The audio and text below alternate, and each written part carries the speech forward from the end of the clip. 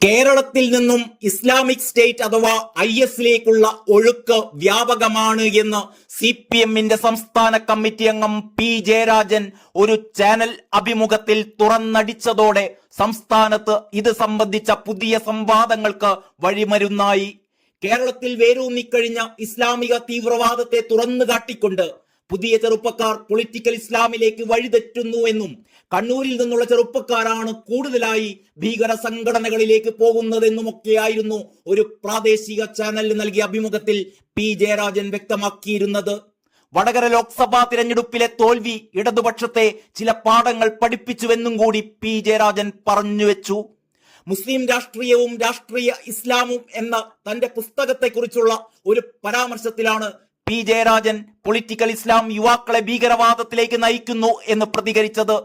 സംസ്ഥാനത്ത് ഇസ്ലാമിക തീവ്രവാദം വേരൂന്നിയ കാര്യം അദ്ദേഹം തുറന്നു പറഞ്ഞു. ലോകത്താകെ ഇസ്ലാമിക തീവ്രവാദം വർദ്ധിക്കുകയാണ്. അതിന്റെ ഭാഗമായി കണ്ണൂർ, കാസർഗോഡ് ജില്ലകളിൽ നിന്നുള്ള യുവാക്കൾ IS പോകുന്നു. ഇതിനെ ഗൗരവമായി തന്നെ കാണേണ്ടതുണ്ട്.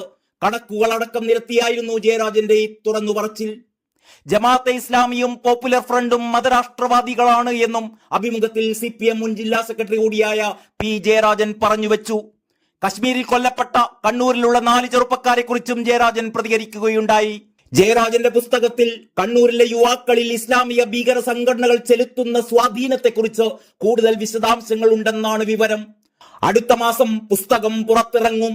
പുസ്തകത്തിന് വലിയ വിമർശനം ഉണ്ടാകുമെന്നും അതിനെയൊന്നും താൻ ഭയപ്പെടുന്നില്ല എന്നുകൂടി CPM നേതാവ് പറയുന്നു. ജനാധിപത്യ രീതിയിൽ വിമർശനം ഉണ്ടാകുക തന്നെ വേണം. അതോടൊപ്പം നിലവിലെ സ്ഥിതിക്ക് മാറ്റം വരികയും വേണം. 2015 കേരളത്തിലെ IS റിക്രൂട്ട്മെന്റ് സംബന്ധിച്ച വാർത്ത പുറത്തു വന്നിരുന്നു. പിണറായി വിജയൻ അടക്കമുള്ള CPM നേതാക്കൾ അന്നത് തള്ളിക്കളയുകയായിരുന്നു. ഇതേ പ്രമേയം കൈകാര്യം ചെയ്തുകൊണ്ടുള്ള കേരള സ്റ്റോറി എന്ന സിനിമയെ സംഘപരിവാർ അജണ്ട എന്ന് പറഞ്ഞ് CPM എതിർക്കുകയും ചെയ്തിരുന്നു. പക്ഷേ ഇപ്പോഴിതാ CPM കരുത്തനായൊരു നേതാവ് തന്നെ ഇതെല്ലാം സത്യമാണെന്ന് തുറന്ന് സമ്മതിക്കുന്നു. ആഗോള ഇസ്ലാമിക ഭീകര സംഘടനയായ IS ഏറ്റവും വലിയ റിക്രൂട്ടിംഗ് ഹബ്ബാണ് കേരളം എന്ന സത്യം CPM സംസ്ഥാന കമ്മിറ്റി അംഗം പി ജയരാജൻ തുറന്നു പറയാൻ ഇപ്പോഴെങ്കിലും തയ്യാറായത് വൈകി വന്ന വിവേകമാണെന്ന് BJP നേതാവ് N ഹരിയുടെ പ്രതികരണം ഇതിന് പിന്നാലെ എത്തി. സംസ്ഥാനം നേരിടുന്ന ഈ തീവ്രവാദ ഭീഷണിയെക്കുറിച്ച് ആശങ്ക ഉയർന്നപ്പോഴെല്ലാം ചൂണ്ടിക്കാണിച്ചവരെ ഭീഷണിപ്പെടുത്തിയും സൈബർ ആക്രമണം നടത്തിയും നിശബ്ദമാക്കുകയാണ് CPMകാർ ചെയ്തിരുന്നത്. ഇപ്പോൾ ഭരണകക്ഷി സംഘടനയിലെ മുതിർന്ന നേതാവ് തന്നെ ദേശവിരുദ്ധ റിക്രൂട്ട്മെന്റ് അംഗീകരിച്ചതിൽ സന്തോഷമുണ്ട്.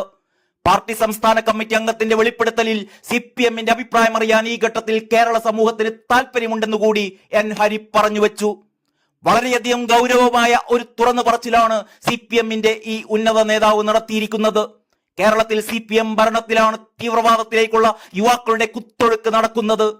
ഇതിന് പാർട്ടിയിലെ ഒരു വിഭാഗം കുടപിടിക്കുന്നുണ്ടോ എന്നും സംശയമുണ്ട്.